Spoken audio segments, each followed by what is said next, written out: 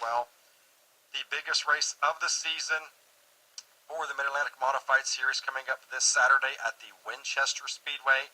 It's the Ernie D's 40 laps, $2,500 to win, $250 to start. Green Racing also sponsoring the non-qualifiers race, and every position in the non-qualifiers race will be paid as well. So everybody's going to go out of there with something. $2,500 to win, $250 to start for the feature event. And already, according to Ryan Pennington, the owner promoter of that series, listen to this, folks, and listen to this, Beth. 40 drivers already confirmed to be in that race. So Beth's going to be busy at the registration table with 40 drivers confirmed for that. Limited late models, pure stocks, and enduros also on the card. Gates open at 3, warm-ups at 6:30. 2 points races remaining for the Mid-Atlantic Modified Series. Rick Olson over Michael Altobelli Jr., I believe, by 7 points right now with 2 races going. That's coming up Ernie D's 40 this Saturday, and then back for a 1,500 to win show at Winchester on the 29th to bring down the curtain on the Mid-Atlantic Modified season and to crown the champion. Also, in addition to that going on Saturday, Sealings Grove this coming Saturday. World of Outlaws late models on the card, $10,000 to win, 50 laps, $40,000 total purse. Limited late models, 20 laps, $1,000 to win. That's at Sealings Grove. And speaking of Sealings Grove, last week, the All-Star Circuit of Champions 410 Sprint Car Series, Tony Stewart, the owner of that series, invaded Sealings Grove Speedway, $10,000 to win. In Kunkletown's Ryan Smith picked up his first win at the Sealings Grove Speedway in car number 11 and took home the big paycheck. Freddie Raymer finished second. So I just wanted to mention a couple of big events that's coming up here this weekend on dirt. Make sure you get out to your local dirt track and support your local dirt track and racing series. Again, we're going to talk a lot about asphalt here. There are several asphalt tracks in our local area. Jennerstown Speedway being one of those. We try, Beth and I, we try to get up there once or twice a year, especially when the Super Cup Stock Car Series is competing there. Mahoning Valley Speedway, that's another track in Lehighton, Pennsylvania. Dominion Speedway down in Virginia, which the Super Cup Stock Car Series will be competing at here in a couple of weeks. And so there's a lot of local drivers, like Jason Shue over in Littlestown, Pennsylvania. There's a lot of drivers in the Pennsylvania area. Kevin Cromer, a Pennsylvania driver. And so Stephen Brown was competing in a division much like the hobby stock division on dirt at Jennerstown Speedway. He lives in Mercersburg. So a lot of local drivers, and we'll get some of those here on the show throughout the year and the weeks coming. But we're going to talk to these two young drivers, Hayden and Landon brothers, here in just a moment. I tell you, ladies and gentlemen, the Super Cup Stock Car Series. Now, if you have not heard of that series, okay, now that is a series that's been in existence, I believe, since about the last 10 years, about 2008. And it was a series that originated right after the USAR Hooters Pro Cup Series shut down. Now, the Hooters Pro Cup Series is a series that I loved very, very much. And I went to several tracks up and down the Mid-Atlantic watching that series.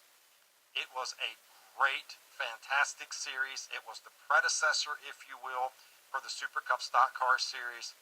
But once the corporate sponsor, the Hooters restaurant chain, pulled out of the series lost its sponsorship, and shortly after that, the Hooters Pro Cup Series shut down. Along came Joe Schmaling and some of the folks who had worked for the USAR Hooters Pro Cup Series, and they formulated the Super Cup Stock Car Series. and that's been going on since 2008. So a lot of the drivers who competed in these Hooters Pro Cup Series found a home in the Super Cup Stock Car Series. A lot of new drivers have moved into that series. They compete Ohio, Virginia, Carolina, Pennsylvania, and a couple times a year they make a stop up at the Jennerstown Speedway. And you know, the Super Cup Stock Car Series, it's a series that's what I call inclusive, meaning that they will allow some older cars dating back to 1996 up to a car if you wanted to build today. They will accept cars coming out of, I believe, the NASCAR Xfinity Series, the ARCA Series, the Cup Series, some former, and also out of the USAR Hooters Pro Cup Series. And they try to be accommodating to a lot of the race teams to allow them to bring in, you know, equipment that's conducive for the series that does not cost these teams an arm and a leg. Now, you have 2 or 3 high dollar teams. You also have some teams in this series that's competing on a very small budget, and that is created by the Super Cup Stock Car Series. And so it's kind of a series that you can get started in without an arm and a leg. Doesn't mean you're going to run up front or maybe be the most competitive car to start, but yes, you can get a start in the Super Cup Stock Car Series because they are an inclusive series. It says it right there in the rule book. They try their best to accommodate people. Now, you still have to follow their tech rules. You know, they're not going to let you slide on the tech rules, but the rules are set up to where it's inviting for people to come in. I have actually talked to a former owner of a Hooters Pro Cup team talking about trying to buy a couple roller chassis. I've talked to a Super Cup Stock Car Series team about partnering up with them. I really believe in what the Super Cup Stock Car Series is doing, and I think, you know, if the Super Cup Stock Car Series could land that corporate sponsorship, I think the Super Cup Stock Car Series would look eye to eye in what used to be the USAR Hooters Pro Cup Series. And the Super Cup Stock Car Series doing very well now, but if they could get the right sponsorship break, I think this series would be just, the sky's the limit for it, and it's a great series.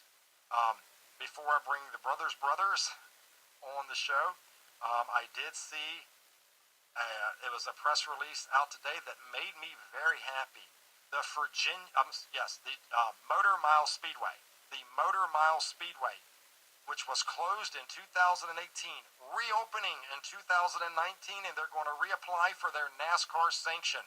This is a track I've talked to Beth about a lot, and I think they're going to reopen with a limited 10-race schedule. They have listened to their drivers and their fans.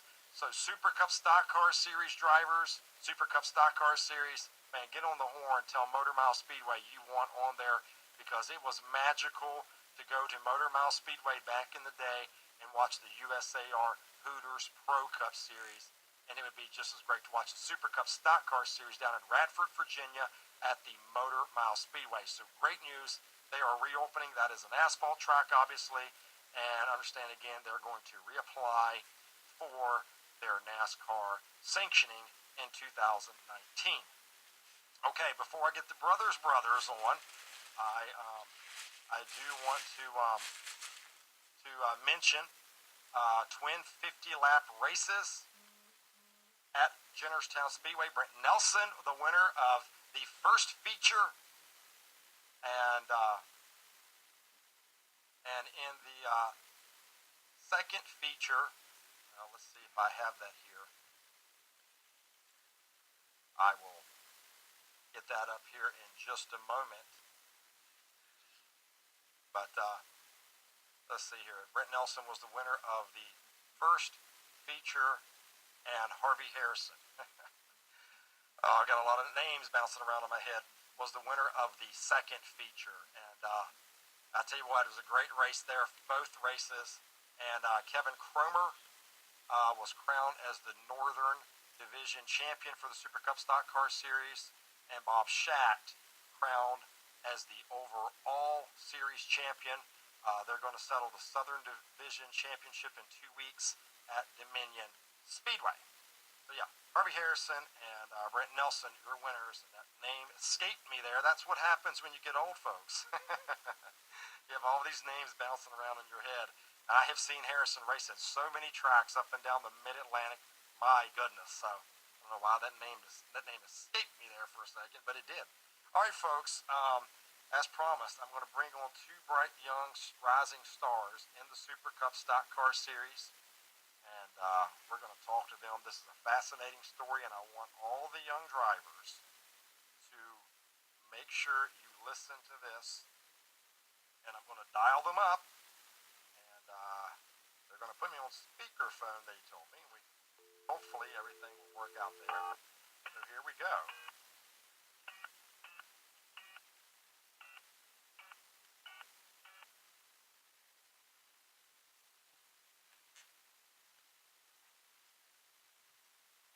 All right, we're ringing. Hello? Hello, Hayden. Hi. Hey, Hayden, how you doing? Good. Good, man. Well, you're live on the air, on track with Mike, 93.7 FM. How you doing, buddy? Good. Good. Is Landon there with you? Yes. All right, Landon, is that you? Yeah. All right, so you hear me okay? Yeah. All right, man, I hear you too. Can you hear us? Yes, we can hear you very well. So the speakerphone idea we had is working very well. So hey, thank you so much for joining me here on track with Mike. And I know that you're busy with the race car and school and everything like that. And you know, there's so much I want to talk to you about, and we'll get right in this. Before we start talking about racing a little bit, I want these folks out here to kind of know who you two are a little bit. Um, you're from Mount Wolf, Pennsylvania, near the York, Pennsylvania area, and you're twin brothers, and you're 14. Yes. Your twin brother's 14 years old, and you go to Northeastern. Is that correct? What was that? And you go to Northeastern. Is that correct? The school? Yes. Now, I was talking with your parents, and I got ahead of myself. You're not necessarily at Northeastern High School. You're what, in the 7th grade? Would that be Northeastern Middle School? We're now in 8th grade. So you're now in 8th? Still the same school. Okay. And you said it was the middle school? Yes. Okay, so you're now in 8th grade. And you just recently turned 14. Is that correct? Yeah, correct. In July. July 27th. In July 27th. So you're a young 14, right? Yeah. Yep. Okay, well, all right. Now, before we get to the Super Cup Stock Car Series and everything, now, you guys come in with a racing background in go-karts. Is that correct? Yes. Yeah. We started off in go-karts. And tell me a little bit about your go-kart racing and where you raced and how things went there. We raced at Hunterstown Speedway. Okay. Well, in the beginning, we raced at Greenwood. Greenwood Valley like Action. A little dirt track. Yeah, Greenwood Valley Action Track, I believe it's called. Yes. And then we went to Hunterstown Speedway. Okay. And then we then one year we just traveled around like to Georgia. Okay. And like in the PA Masters series. Okay. Yeah. And we got invited to the Nationals. All right. We've been racing go-karts for 5 years. And the last year we were doing well, but we were struggling with like the politics at the track. Okay. Yeah. That can happen. Yeah. Yeah, sure can. So then someone saw us at our local go-kart track, Jason Shue. Jason Shue, And he yes. said he had a stock car that he drives, and he said that he wanted us to, if we help him with working on the car, he'll let us test drive his car. How about that?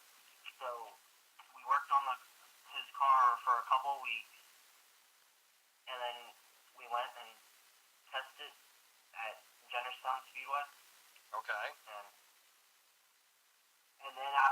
that, we tested at Dominion Raceway. Right. And then, well, after that, we decided we wanted to get a stock car and get into the Super Cup stock car series. So we went to a couple of the races. Okay. Like, well, we went to Dominion, and then we went to Midville, Ohio, just to watch. Right. Okay. And then Kingsport, Tennessee. That was all to watch. Get involved with the team. So you scouted it out a little bit. Well, recently we just bought ourselves a car. Yes. Which is 2007 Dale Earnhardt Jr.'s car. Yes. And I want to talk a lot about that in a minute. I want to back up just a second because you mentioned Jason Shue. And he was competing, and I told Jason earlier this week that his name was going to come up in our conversation. And he competed a great job up there at Jennerstown Speedway.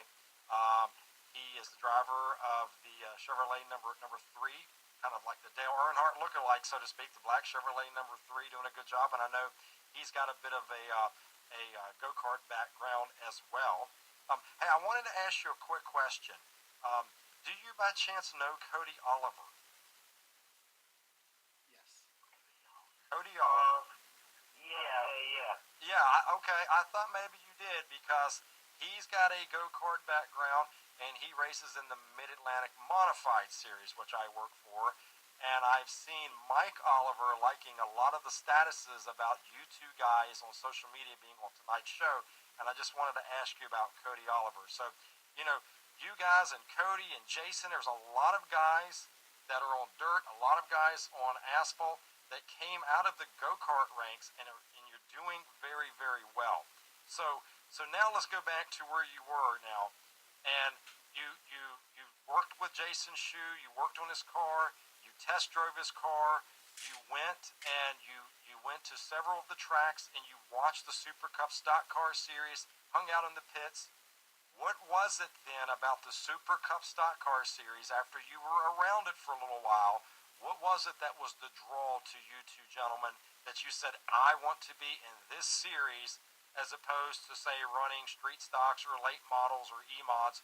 What was it that you saw that was the trigger that said, I want to go Super Cup Stock Car Series racing?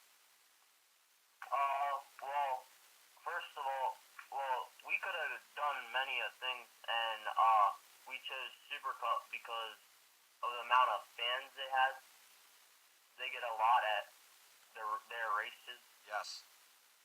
And it's a traveling series. We like to travel to different places. Yes.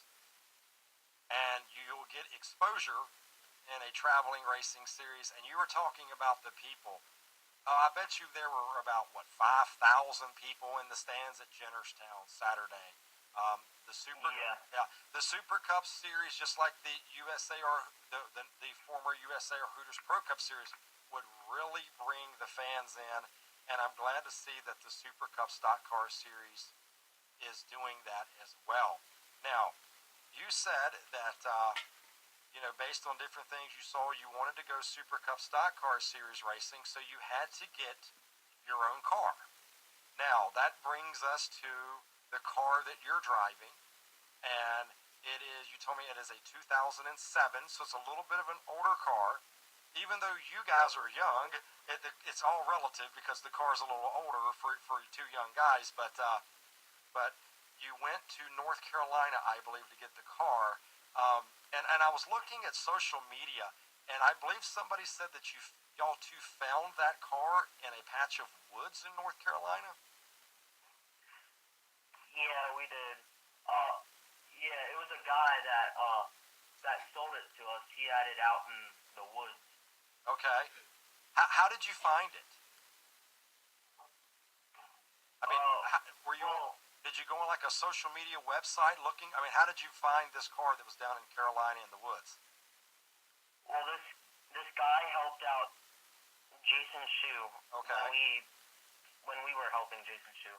Okay. And he was talking to us about a car he has. All right. So we just thought that this car would be a good car for a starting car. Right. And then So what? And then we went down to go pick it up. Okay, so what kind of shape was the car in when you found it down there? Um, it wasn't in the best condition. Right. It was sitting outside, but it did have a cover on it. Okay. I mean, it was dirty on the inside and everything like that. Right. We got it cleaned up the best we could. Did you realize at the time? I mean, because I've seen pictures when you pick the car up. Did you make the connection at the time and realize that that was the 2007 Stars and Stripes car that Dale Earnhardt Jr. had driven? Yeah. It didn't really like sink in that we have Dale Earnhardt Jr.'s car, but after a while it did. How does that feel knowing you're out there driving a car that Dale Earnhardt Jr. drove in the Cup Series with the special paint scheme Stars and Stripes on it? It's pretty cool driving the car that he drove. Feel like kind of special because it's not everybody can drive the car that Dale Earnhardt Jr. drove. Right, right. And especially now with him being retired, that brings a special significance to all of his former cars like that. Yeah. Now go ahead. No, I just said yeah. Oh, okay. so you brought the car back, and obviously, being 14 years old, you don't want to have the car that has Budweiser on the side of it. And I know you've got your own sponsors as well. You put your number 27 on it, cleaned it up Yep. like you said. Now, you guys were telling me when I met you Saturday at Jennerstown Speedway. Um, you told me that I believe you had bought a used Chevy Tahoe motor. Is that right? And put that in the car. Tell me about that. Yeah, that's in the car. That's what we call it in the car. It's just like a normal engine though, from like Corvette engine. Like I don't know. It's nothing special. It's I'm not sure what. Yeah, it's Vortex 350.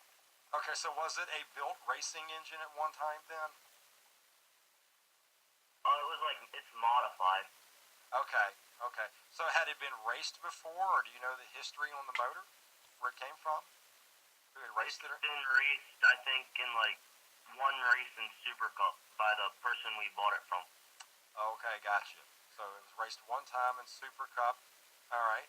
So basically, you took a 2007 car, and then you took a motor that had been raced prior, and you put it together.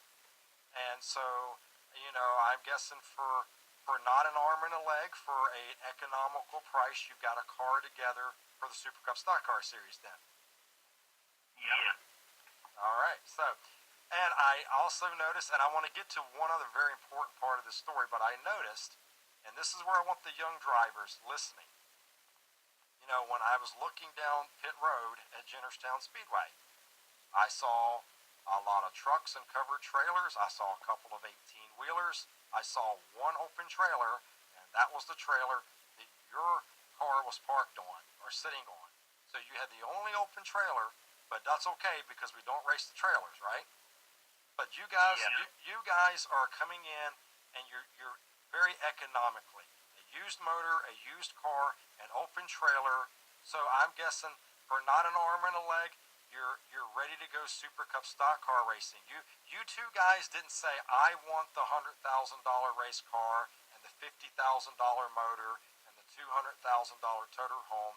You basically, for a smaller fee, are just getting yourselves established. So talk about that. Yeah. We have a budget. Right. Yeah, it's pretty small, but we're doing what we can to race. Right. And it's. Now you go ahead. Yeah, it's kind of like intimidating having the only flat trailer there with a couple stacker trailers and nicer cars and all that. tell you, let me tell you a quick story here. When I was the announcer at the Roaring Knob Motorsports Complex, and there were super late models that raced there. There was a young man, and I don't know if you've ever heard of him. His name was Cody Hardesty. He was the only super late model team to show up at Roaring Knob on an open trailer, guys. And there were several times at the end of the race I interviewed him in victory lane because he spanked their butts. So don't worry about that open trailer. You can't race the trailers. You're there, and that's the main thing, okay, guys? Yep. There you go. All right, now, so you're doing this the right way. You know, you're staying within your budget. You're not overextending yourself. And what I like about you two guys, and I've talked to your mother, Tony, and your father, Eddie, and they will both readily tell me they don't own the car. You two guys own the car, and you do the work on the car. Now, the interesting thing about this is you two guys, you can't go out here and get the quote unquote real job, meaning at the end of the day at school, you can't go work at the grocery store or the factory or the department store or the fast food restaurant, but you wanted to fund your racing. You didn't necessarily want mom and dad or family funding it. You wanted to fund this. So you two guys at the age of 13 actually formed your own LLC. You formed your own company to help fund your racing, and I want you to talk about that. Yeah, we have a simulator car that's helping us with our funds too. Uh, it's a Casey Kane car. Right. It has a video game in it, and it has hydraulics that when you play it, it moves up and down like you're actually racing. And so do you take your simulator car to like businesses and civic events and advertise and people pay to get in the simulator? How does that work? Yeah, we take it to car shows, businesses, trade shows, community events, and we also have it available for people to rent it out, like at birthday parties. Okay. Or employee appreciation days and things like that. Okay. And so the money that you're making off your simulator car, you're funding your race car and your race team, correct? Yep. And you're staying within in your budget, correct? Yes. So see, this is what I want the young drivers listening to you two guys for. You know, because you guys are doing this the right way. You set up your business model, you set up your budget, and you're working within that budget, right? Yep. So you see, you two guys, in my opinion, have got this figured out. I have met drivers in their mid to late 20s that didn't have figured out what you two 14-year-old guys have already figured out. Now, another thing you two guys have already got figured out, and I have seen this, I have looked through social media, I've looked at your website, you understand the importance of marketing yourself, and talk about that. Yes, we do. We have a marketing coach. Okay. Anna Marie Strawhand. Oh yes, I know her. Yes. Mm-hmm. She we get on a video call with her every week. Okay. And she helps us with our marketing, with all our social media. And she teaches us how to like grow our social media, grow our fan base, and she doesn't give us sponsors, but she teaches us to how to get marketing partnerships and sponsors. So that's a good thing. Yes, and I've known her for a while. I have her on social media as well. She does a good job, and I'm telling you, and I know you two guys will agree with me. You have to have talent, and you have to get it done on the racetrack. But what you do off the racetrack, how you present yourself off the racetrack, I guarantee you agree with me, is just as important, isn't it? Yes. Yeah. Especially if you're, and even on dirt, but especially if you're playing in the asphalt jungle, the Super Cup Stock Car Series, the Truck Series, the Xfinity, you've got to know how to walk that line. And I see you guys, you're clean cut, your driver's uniforms are clean, you've got your website, your social media, you've got your LLC business. You knew to start out at the ground level and stay within your budget. So in my estimation, you two guys are a great role model and example for other young drivers. How do you feel? Yeah, I agree with you. Thank you for saying that. Um, yeah, we work hard for everything we have.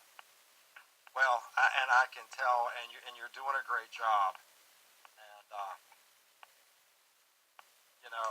and you're humble about what you do, and and don't let this intimidate you.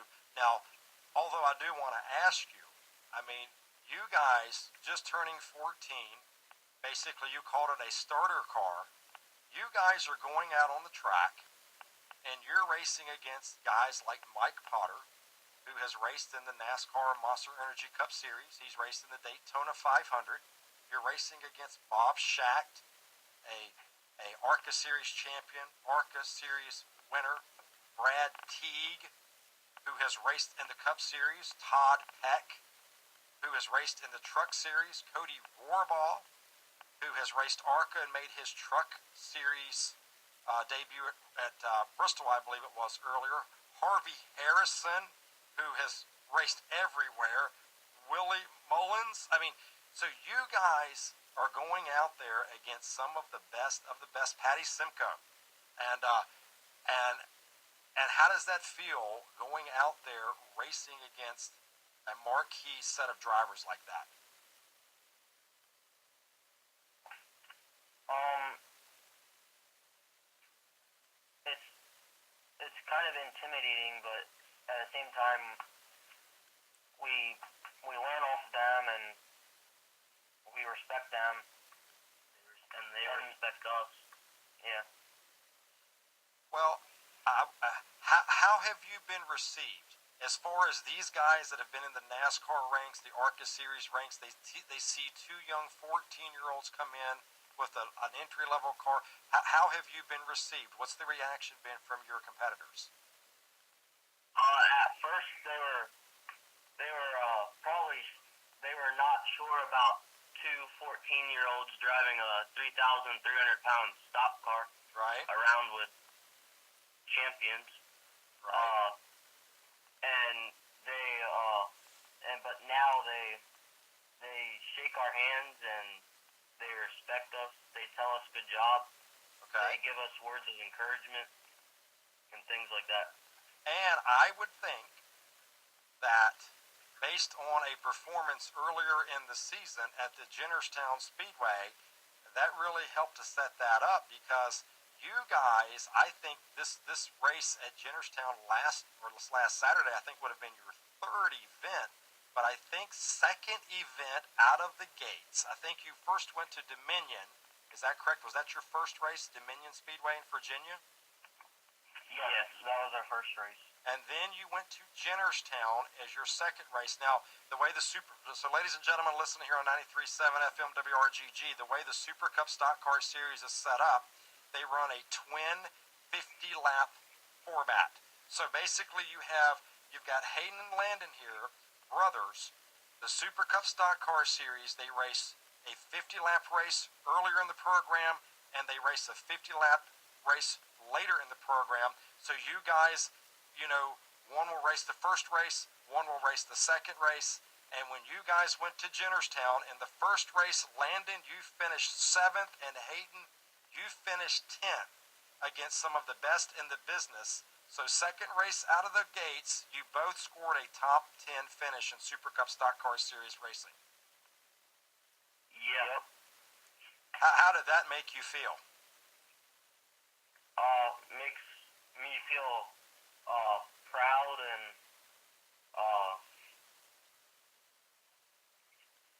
excited. Yeah. And And go ahead. yeah, it makes me feel excited for the future of if we got top 10 there, we could get another top 10, another race. Yeah. Are you okay? Go ahead. Yeah, we could get like top like 7, like top 5 finishes later, like next year.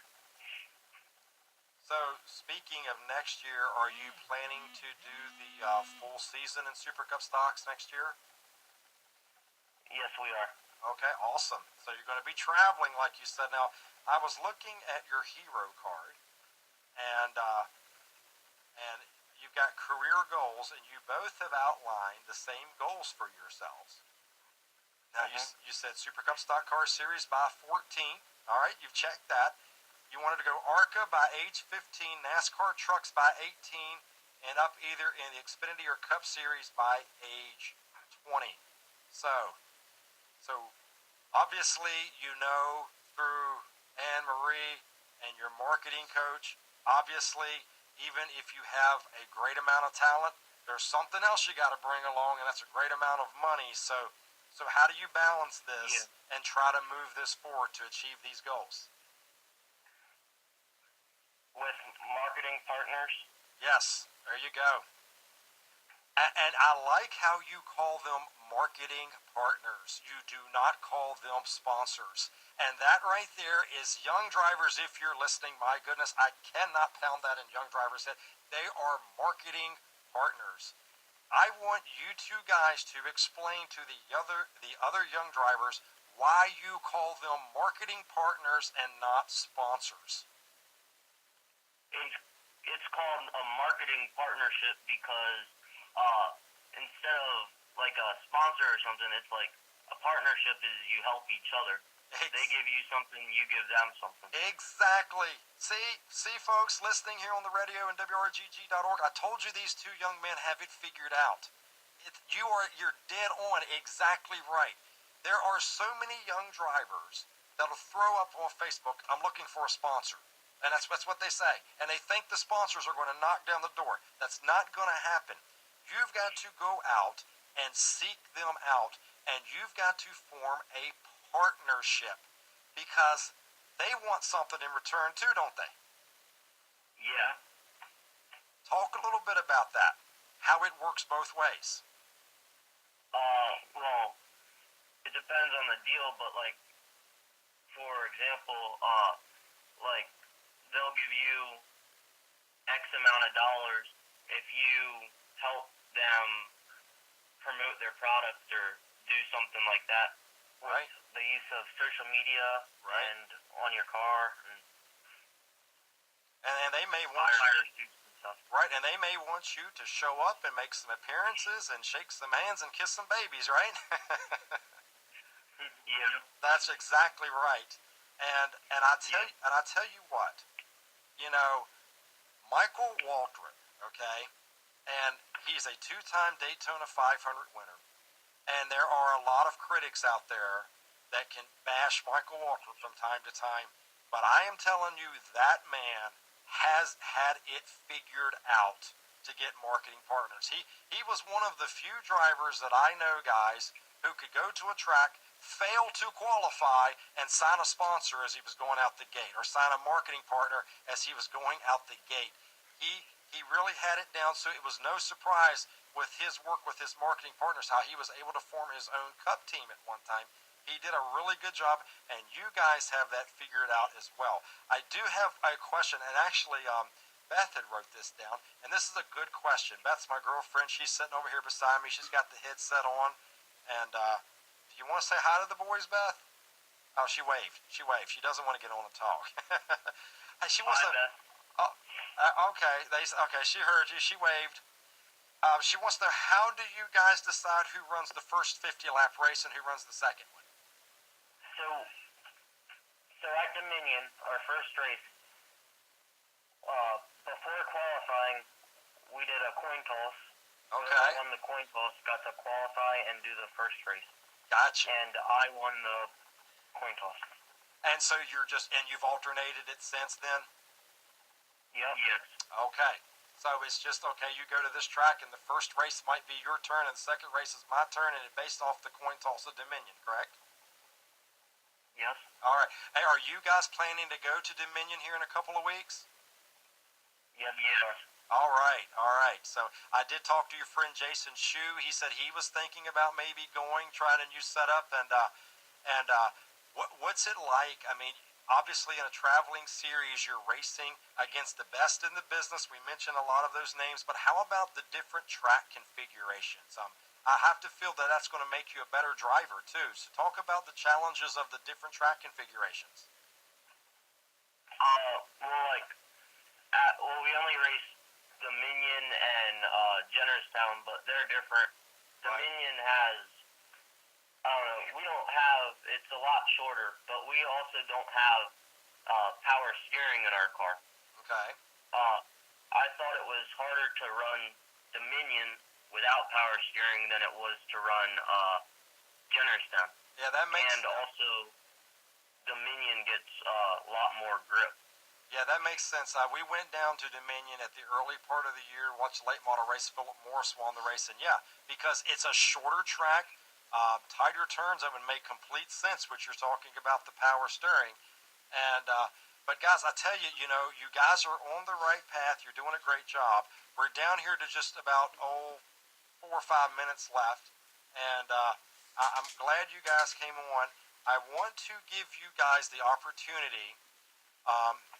To talk about your website, your social media sites, how your fans can get in touch with you, and anything you want to say about the Super Cup Stock Car Series itself and competing in that series. I give you a couple final thoughts for each one of you guys as we wind it down here.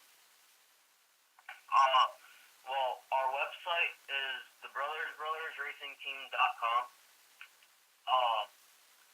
We're open to any marketing partnerships that are available.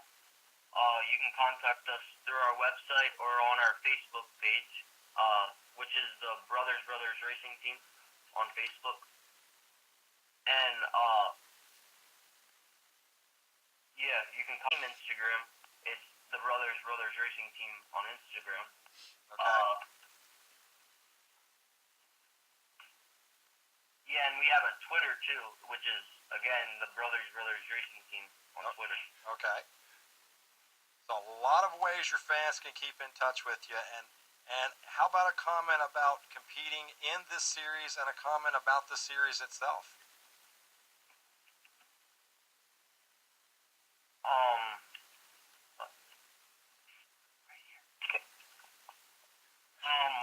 We just want to thank Joe, the director of Super Cup, Yes. the Super Cup Stock Car Series, for giving us the opportunity to race. And this came together very quickly. Yes. And we're blessed to have the chance to drive at 14 years old. Yes. And an impressive job you're doing, and keep up the great work, and don't worry about that open trailer, and don't be intimidated, because you guys have already banged out a top 10 finish in just your second race, and you've got your head screwed on right, and you're going to move forward, and you're going to do a great job. So Hayden and Landon, I want to thank both of you very, very much for coming on to the show. You're an inspiration to me and a lot of young drivers, and I want to say best of luck to you in your Stars and Stripes Dale Earnhardt Jr. car down at Dominion Raceway here in a couple weeks, okay? Yep. All right, well, Hayden, you there, buddy? Bye. Hey, No. Hey, Hayden, you there? Yeah, I'm here. Hayden, yeah. Thank you, Hayden, for being on, okay? Just You're want to welcome. individually, and Landon, thank you very much for being on, okay? You're welcome. Thank you for having us. You're very welcome. Tell your parents and all your family we said hi, and we'll be watching, okay? Good luck to you. Yep, thank you. Okay, you take care. All right. All right, bye. How about that, ladies and gentlemen? I am telling you, I hope you young drivers and you young race fans out there listen to that one. Because those are two young athletes, two young drivers that have got this figured out as far as marketing, their budget, how they're going to get it together. And yeah, they're a little intimidated, and yeah, they've got that open trailer and a starter car, they called it. But they're doing a great job. They're doing it the right way with marketing partners going from go-karts to the Super Cup Stock Car Series, which is a fantastic series. So you young drivers, young fans, get in touch with these guys.